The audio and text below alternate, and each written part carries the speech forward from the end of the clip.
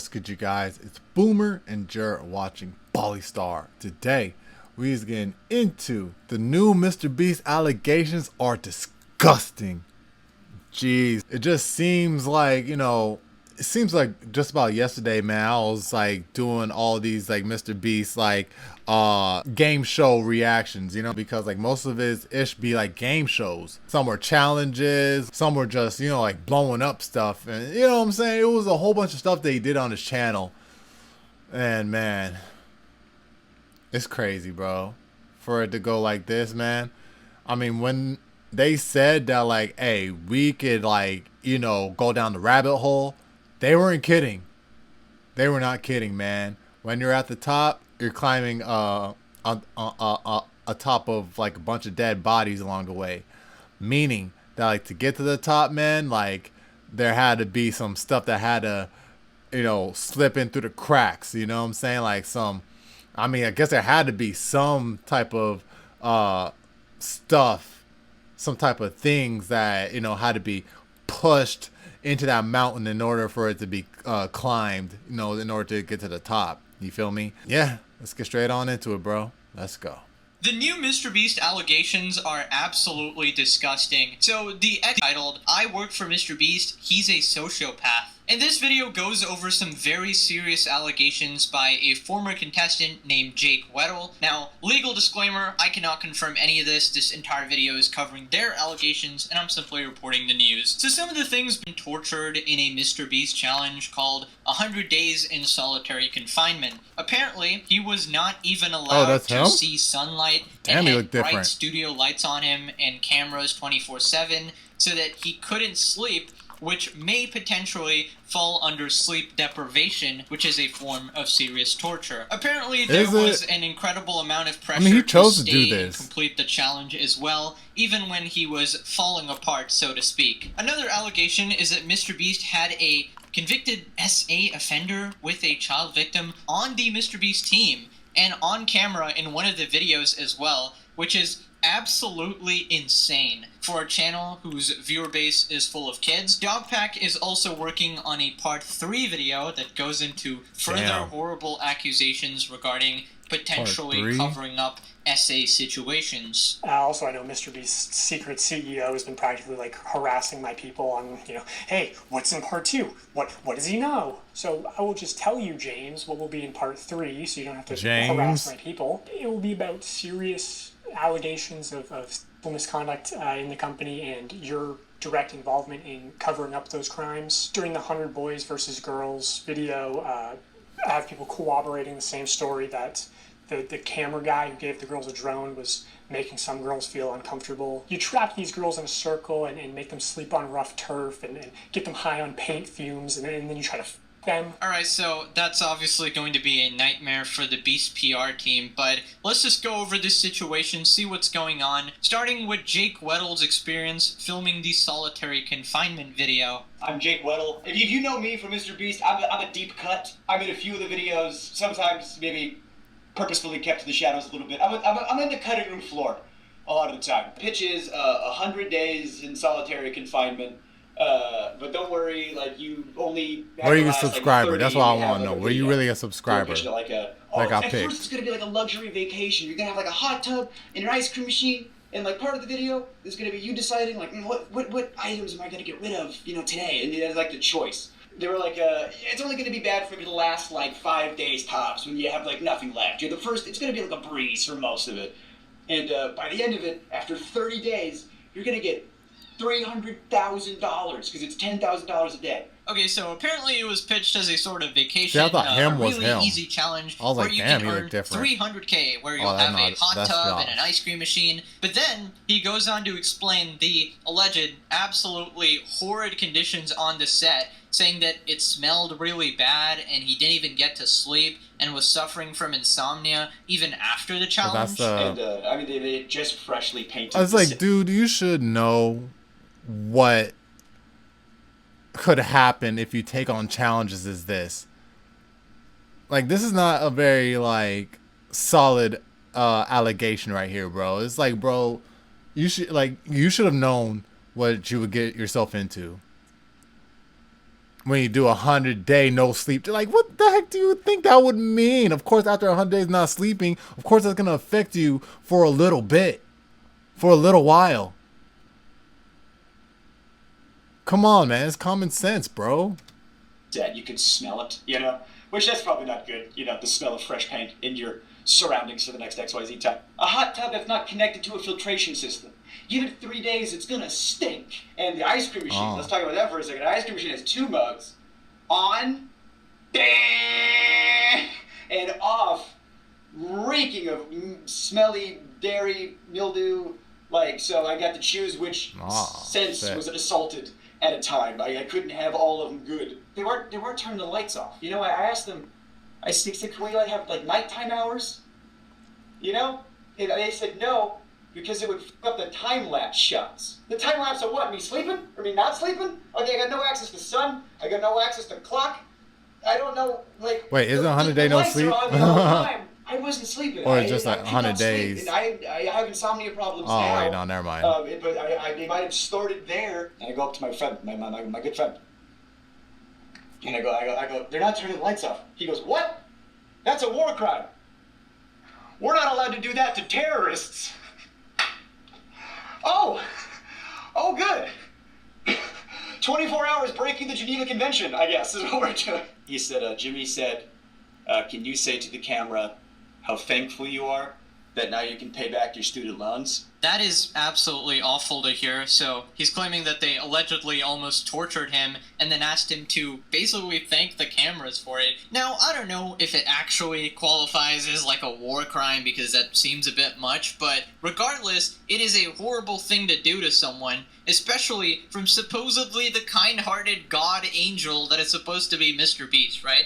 And if this is true, it could be a serious problem for MrBeast and the whole team, because there's been a ton of allegations of people accusing MrBeast of using money to get people to do things that they wouldn't normally do in a sane mind. I mean, presenting it as a vacation and then turning it around into borderline torture is just not a good look. At the very least, if they ever do something similar in the future, it needs to be monitored by some safety authority or something, because the reckless disregard for the health and safety of contestants in these challenges is just ridiculous at this point, even from the recent Beast Games allegations with people claiming to be injured, denied medication, and much more. I mean, you just can't subject people to this type of stuff and say that it's perfectly okay because they signed up for it. Well, I mean, it seems like they didn't know what they signed up for, and when you dangle life-changing money in front of them, it's going to affect their judgment drastically. Now, here's some text messages he shared as well. Hope you're doing well, man. That video you uploaded is money. So good. I appreciate. I'm doing better physically. Mentally, I'm still kind of in a place. I still can't sleep. I've slept 5 hours in the past 3 days, marathon included. I don't know what's wrong with me. Lots of thinking, too much one might say. Hope they're taking care of you where they can. I mean, I was kind of shocked they didn't pay me for the full 25, 30 days. They paid me what I made up to that point. Like, even when we have to pull the plug for my mental health, the mechanism of the game is still at play. I'm just happy to be out. I still can't walk well, but it hurts less. Off-camera breaks, lights off at night, visitation, take the marathon out. Marathon is a video in itself. You can't expect someone to exert themselves like that for 45 seconds of content. The challenges really made it feel dehumanizing. Felt like a parody of MrBeast. I felt like the homeless guy they could exploit. Okay, so MrBeast defenders are obviously going to be like, suck it up, you signed up for it, oh, you want to win 300k without it even being hard. Well, you know, that's one way to look at it, but also, is it really necessary to not turn the lights off at night? I mean, that part is cut out of the video, so why would that be needed? Okay, see, I made a mistake a little bit earlier. I thought there was like 100-day no sleep type of thing, but I remember, because I watched this. It was just like spend 100 days inside those walls, you know what I'm saying? And they'll lose stuff like, I guess, every couple days or every week or so. So yeah, they can sleep. Yeah, bro, I agree with everything they're saying right here now. I agree with it. I mean, why make a guy who hasn't run a marathon until he allegedly has like blisters and stuff like that and his feet are hurting so bad? Is this kind of hurting him for entertainment? He goes, you're gonna run a marathon. You're gonna do 22.6K, whatever it is. And you're gonna do it on that treadmill over there. People who run marathons train forever. and it's still hard. Did you try to say no? Like, did you have a choice, or? There was so much pressure to just do it, just do the thing, you know? And if I refuse, it's just, well, that's the whole video. I guess the budget's, so much money up in flames because Jake said he wouldn't want to do the thing. When I got off the treadmill. Oh, the blisters I had on my feet were like, you wouldn't believe, just all over, just these big red. I couldn't walk. My muscles were like just the lactic acid. I got off the treadmill, and then the people that came in to like ice my feet, make sure I was good. Then that's when I was like, I'm done. I can't. I'm done. I'm out. I'm out. I don't know. In my opinion, there's just better ways to do it. I don't even mind if you just tell everybody, hey guys, I'm being open and honest. I'm faking the videos. I'm making it a TV show. I'm going to be turning off the lights at night and giving him a break, right? But instead, he has this weird obsession with insisting that everything is 100% real and authentic, and that ends up hurting people, it seems like. Now, in the future, if you do actually fake it, then, let people know so they don't call you a liar as well, right? And so that contestants are not misled about the challenges. Now, Dogpack also shares an internal document in MrBeast where he basically shows the company spirit. And one of these sort of instructions there is that no does not mean no, which is an insane phrase to use, but it's not actually talking about consent. It's more like if I tell you to do something, keep trying to do it, even if people say no. He could have said no. He could have left at any time. I want to show this segment from an internal document at MrBeast called How to Succeed in MrBeast Production. Specifically on page 19, there's a paragraph called No does not mean no. Already insane, because it seems to be co-opting the popular anti-rape slogan, which is a terrible look given the allegations that are going to be coming out very soon. It reads, when dealing with people outside MrBeast Productions, never take a no at face value. If you need a store to buy everything inside of, and you call the local Dollar Tree, and the person that answers says, no, you can't film here, that doesn't mean shit. Talk to other employees and see if there are fans, or if any have kids that are fans. Try talking to their boss's boss. Have me DM them on Twitter. Try their social team. If after all avenues are exhausted, you're still left with a no, that doesn't mean don't try the other Dollar Trees, because the manager of those could be huge fans and willing to bend the rules. Basically what I'm trying to convey is what we call pushing through no. Don't just stop because one person told you no. Stop when all conceivable options are exhausted. This is one of the tools that, when combined, dramatically improve your probability of success when producing here. Alright, so it's basically saying keep trying to make the thing happen and don't take no for an answer, which is okay, except the phrase is a very weird choice and probably made a lot of women uncomfortable, but alright. Now, Dogpack also claims that this sort of mentality might lead to some shady business behind the scenes. For example, if an employee is pressured to make something happen, or, they might lose their career for it, then they might be incentivized to tell half-truths or lie about small details to get certain things to happen that would normally not happen. Anyways, now we get to, in my opinion, one of the most concerning parts of the entire video, where Jake says that the MrBeast team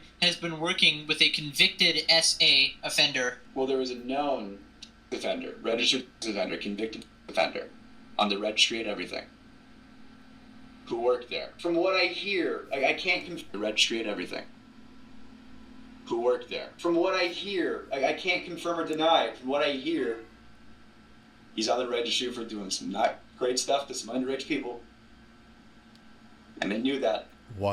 He's working at a channel that has underage people on and around and is targeted to underage people, and they covered up the fact that not only did he work there, but he was like the manager when it all started. Wow, that is absolutely horrific if that is true. Getting those vibes of, I don't know, Dan Schneider, Nickelodeon, all of that weird stuff. I mean, how did this possibly ever happen? Nobody who has done that type of stuff to a child should ever, ever, ever be allowed anywhere near kids, or to even work on a channel that has so many kid viewers. It is just completely unacceptable. Again, I'm praying MrBeast did not know about this, but still, it is bad because it is his responsibility to monitor who is being employed under him and at his company. Now, it gets really bad when we allegedly have video footage of the guy in a MrBeast video. He'll be in videos. He'll be in thumbnails. He'll be around. That's why he's covering his face? He is. He's wearing a mask. Why would you wear a mask? Why would you conceal your face? It's like, what are you concealing? That you are a registered offender? And that your face could be looked up on a thing?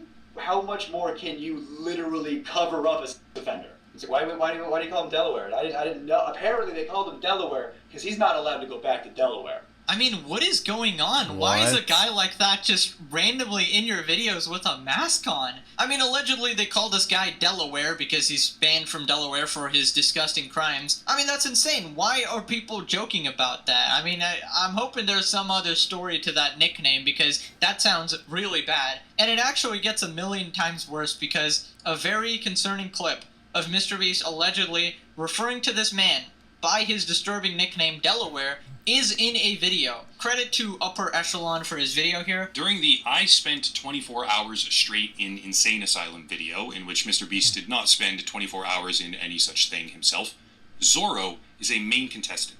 However, at 9 minutes and 12 seconds, MrBeast himself states, "Don't touch Delaware's cracker," during one of the joking meals that they were given. He's after my hungry. Don't touch Delaware's cracker. Don't touch Delaware's cracker. That simple, innocuous slip presents a very big problem. If Jake Weddle's testimony is accurate, which I believe it is, having compared the height of Delaware, or Zorro, to that of Chandler, as well as eye color, hair color, weight, facial features, etc., it all checks out. If Jake Weddle's testimony is accurate, it means that not only was there a convicted offender working at MrBeast, convicted of explicit acts with a victim under the age of 11, by the way, but his nickname was the state in which those crimes occurred, which MrBeast himself openly used. I mean, if this is all true, this is some really sick stuff. Why are they joking about that name if that is the story behind it? Why is that man allowed on set when he has a criminal record for one of the most heinous crimes? I mean, in my opinion, if you're going after minors, that is just absolute bottom of the barrel, absolutely horrid stuff. And this has got to be by far the worst allegation yet. I can't believe it's gotten worse than the illegal lotteries and everything else. Allegedly, they're trying to expunge his record too to cover it up. Also, apparently before this phone conversation got recorded, the person on the other end of the line said that the MrBeast team was actually trying to expunge Delaware's record off the registry. Everyone at your company knows, but somehow you don't know.